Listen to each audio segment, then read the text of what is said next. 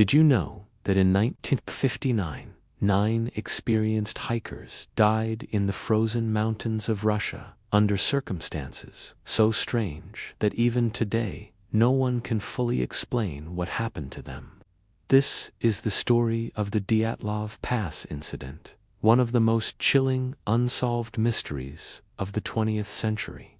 In late January of 1959, 10 young, ambitious hikers from the Ural Polytechnic Institute set out on a difficult winter expedition.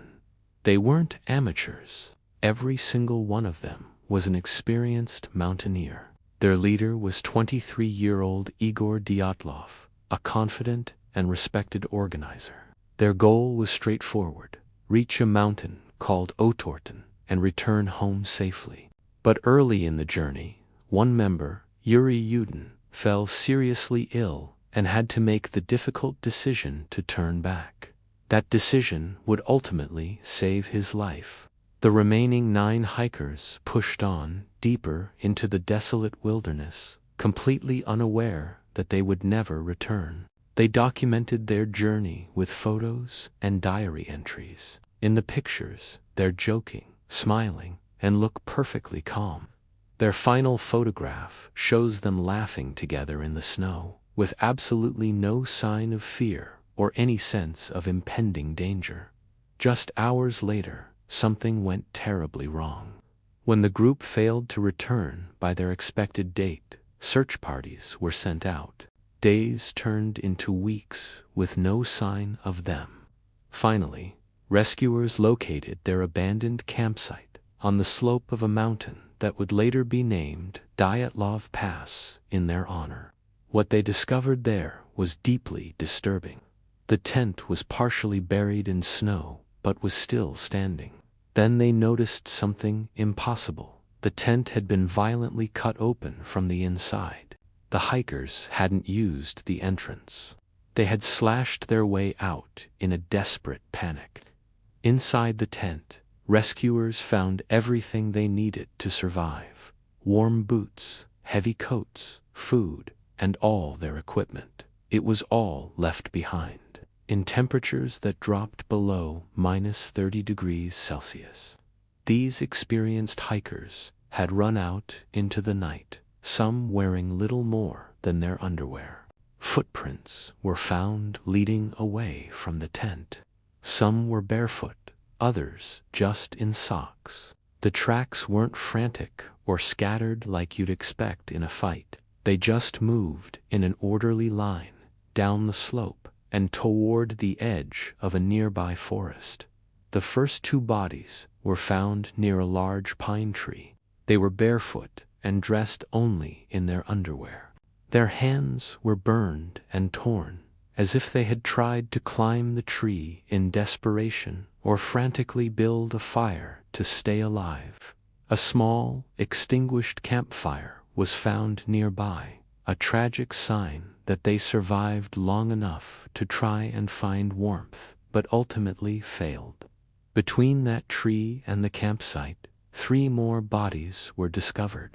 These hikers appeared to have been crawling back toward the tent.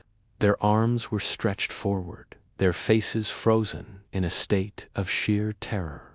Officially, the cause of death for all 5 was hypothermia. It wasn't until months later, when the thick snow finally melted, that the last 4 bodies were discovered in a deep ravine. And this is where the case took an even darker turn. These hikers had suffered massive internal injuries, crushed ribs, and fractured skulls, the kind of damage a medical examiner said was comparable to a high-speed car crash. Yet, their skin showed almost no external damage. There were no bruises, no cuts. Even more unsettling, one of the women, Ludmila Dubinina, was found missing her tongue, eyes, and parts of her face. The coroner determined these injuries occurred before she died, but there were no signs of an animal attack that could explain it.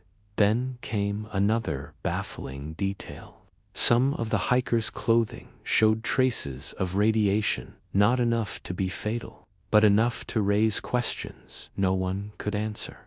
The Soviet investigation was shut down quickly and quietly. The official conclusion was that the hikers died due to a compelling natural force. The case files were sealed, and the entire area was restricted for years. The families were given no real explanation.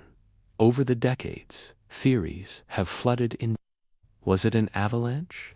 Unlikely, as the slope was too gentle and the tent wasn't flattened. Some suggest infrasound waves, naturally occurring low-frequency sounds that can induce panic. Others point to secret military weapons testing, or even a UFO encounter. Local tribes had reported seeing strange orange lights in the sky on the very night the hikers died. The most chilling thought is this: what could possibly be powerful enough to make 9 trained hikers tear their way out of a tent and flee barefoot into the freezing darkness, completely overriding their most basic survival instincts? In 2020, Russian authorities reopened the case and officially ruled it was an avalanche. But many experts disagree, pointing out that this explanation leaves too many strange details unresolved. Too many questions remain unanswered. 9 lives lost, 1 lone survivor who turned back, and a set of footprints in the snow leading into an eternal darkness. What do you think really happened on that mountain? Let me know your theories in the comments below. Thanks for watching, and don't forget to subscribe for more mysteries.